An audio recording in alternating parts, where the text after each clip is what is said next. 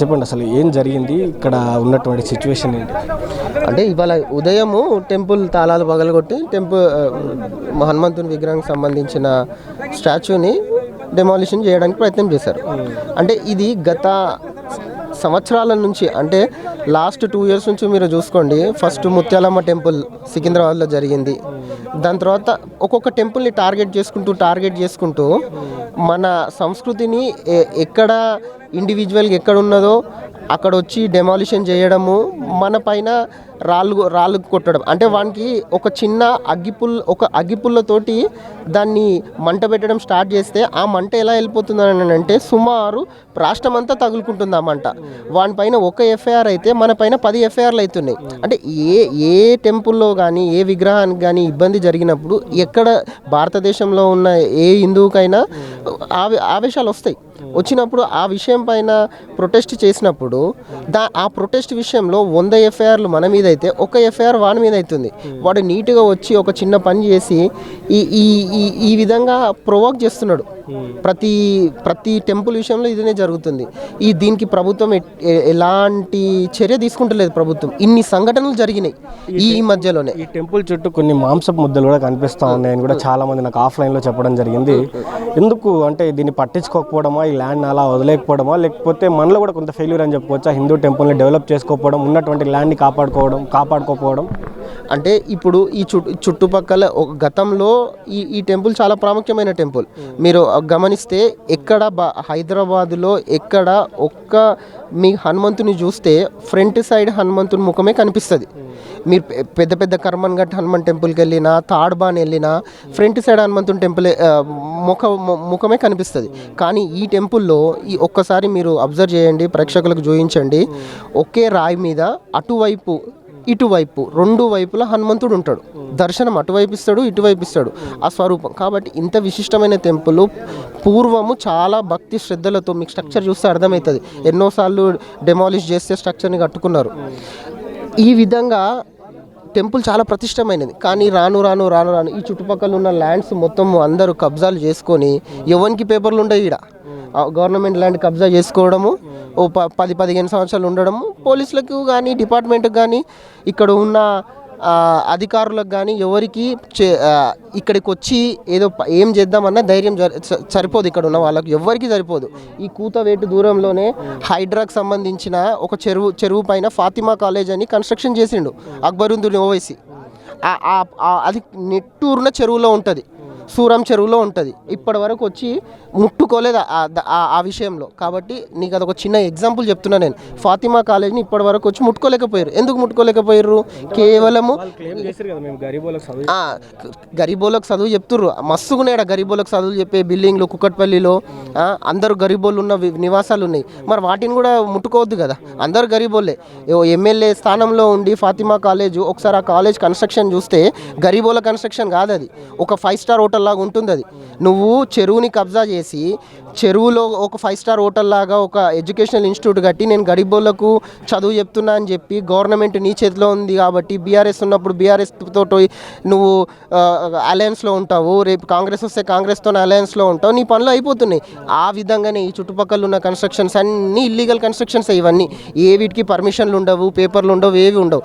ఈ విధంగా కబ్జా చేసుకోవడం. ఈ ల్యాండ్ కూడా చూడండి మీరు, ఈ చుట్టుపక్కల కొద్దిగానే మన హ్యాండ్ ఓవర్లు ఉంది, మిగతా మొత్తం వాళ్ళ హ్యాండ్ ఓవర్లోనే ఉంది.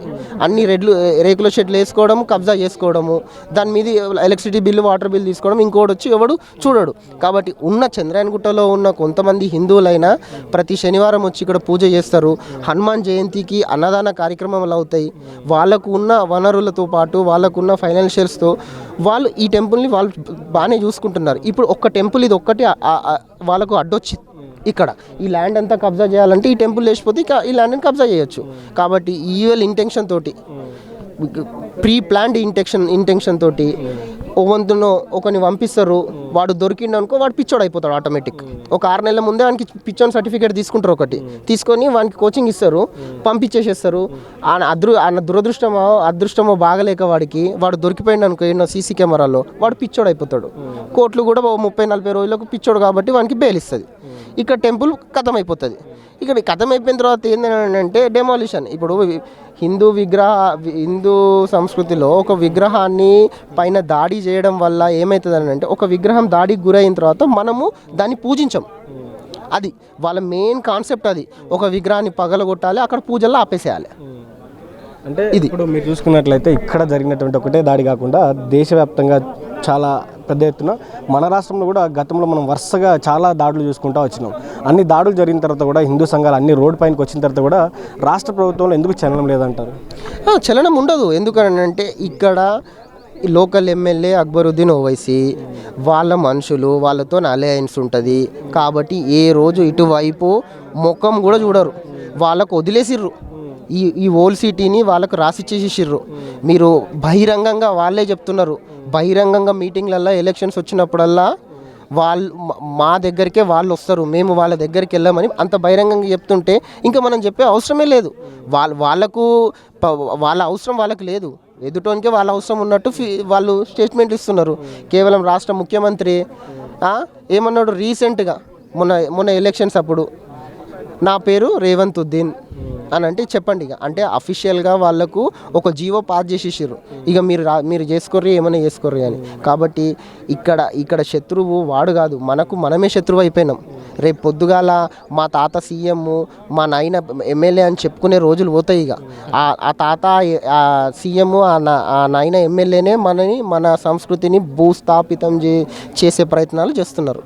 సో ఇక్కడ ఈ స్టేజ్ నుంచి ఇప్పుడు ఇక్కడ ఉన్నటువంటి ఈ గుడి దగ్గర నుంచి మీరు హిందువులకు ఏం చెప్పదలుచుకున్నారు? ఈ హిందువుల గుళ్ళపైన దాడులు జరుగుతున్నటువంటి తరుణంలో నేను హిందువులకు ఒకటే చెప్తున్నా, ఎక్కడ గుళ్ళపైన దాడులు జరిగితే ఈ ప్రొటెస్ట్లు చేసినా చేయకున్నా దీన్ని ఏం చేయాలనంటే, ఫస్ట్ ఆఫ్ ఆల్ నా పర్సనల్ ఒపీనియను, ఈ టెంపుల్ని రేపటి నుంచే కన్స్ట్రక్షన్ స్టార్ట్ చేయాలి. ఈ టెంపుల్ అంటే ఇప్పుడు ఒక 10 అడుగుల విగ్రహాన్ని ధ్వంసం చేశారు కదా, ఇక్కడ 108 అడుగుల విగ్రహం కట్టాలి. ఒక్కరోజు ప్రతి హిందువు ఒక్కొక్కరు 10 రూపాయలు 100 రూపాయలు చందా ఇస్తే ఒక్క రోజులో మనం గుడి కట్టగలుగుతాం. కాబట్టి ఆ విధంగా దీనికి కౌంటర్ క్లెయిమ్ చేయాలి. ఇప్పుడు వచ్చి ఎఫ్ఐఆర్ పోలీసు వాళ్ళతో మాట్లాడుకొని ఎఫ్ఐఆర్ బుక్ చేయించి మీరు ఎంక్వైరీ చేయండి, వాడిని పట్టుకోండి అని ఒక రిప్రజెంటేషన్ ఇచ్చి రేపటి నుంచి ఎవరింట్లో వాళ్ళు కూర్చోదు. ఏడైతే పురాతనమైన గుళ్ళని దాడులు చేసిర్రో అక్కడ ఆ పురాతనమైన గుడిని ఇంకా వెల్ డెవలప్డ్ రెనోవేషన్ చేసి అఖండంగా తీర్చిదిద్ది చేయగలిగితే ఫర్దర్గా వాడు చేసేవాడు కూడా, అరే నేను ఈ టెంపుల్ని గులగొడితే వీళ్ళు ఇంకా దీన్ని 10 రెట్లు డెవలప్మెంట్ చేస్తారు, 10 రెట్లు డెవలప్ అవుతుంది, కాబట్టి నేను చెయ్యి పెట్టను అనే ఒపీనియన్కి తీసుకురావాలి. ఆ విధంగా ముందుకెళ్తే హిందూ సమాజం ఇంకా రేపు పొద్దుగాల ఇంకో టెంపుల్ పైన చేయి పెట్టాలని అంటే, అరే నేను ఈ టెంపుల్ని చేయి పెడితే ఇంకో టెంపుల్ని కన్స్ట్రక్షన్ స్టార్ట్ చేస్తారు, ఇంకా స్ట్రెంత్ పెరుగుతుంది అనేది అర్థమైపోతుంది. కాబట్టి ఇంకో టెంపుల్ పైన చెయ్యి పెట్టడానికి వాడు భయపడతాడు, వాని వెనకాల ఉన్న వాళ్ళు భయపడతారు, ఇక్కడికి ఆపుతారు. ఇక లేకుంటే మనం కొట్లాడి మన మీద ఎఫ్ఐఆర్లు చేస్తే దానికి అలవాటు అయిపోయింది. ఇది ఈ అలవాటుకు మనం ఫుల్ స్టాప్ పెట్టాలని అంటే కన్స్ట్రక్షన్ చేసేసేయాలి. రేపు పొద్దుగాలనే మొత్తం మెటీరియల్ అంతా దింపేసేసేయాలి, కన్స్ట్రక్షన్ స్టార్ట్ చేసేసేయాలి. అప్పుడు ఈ ఏదైతే ఉందో ఈ క్వశ్చన్ మార్కింగ్ మనం ఫుల్ స్టాప్ పెట్టిన వాళ్ళం అవుతాం.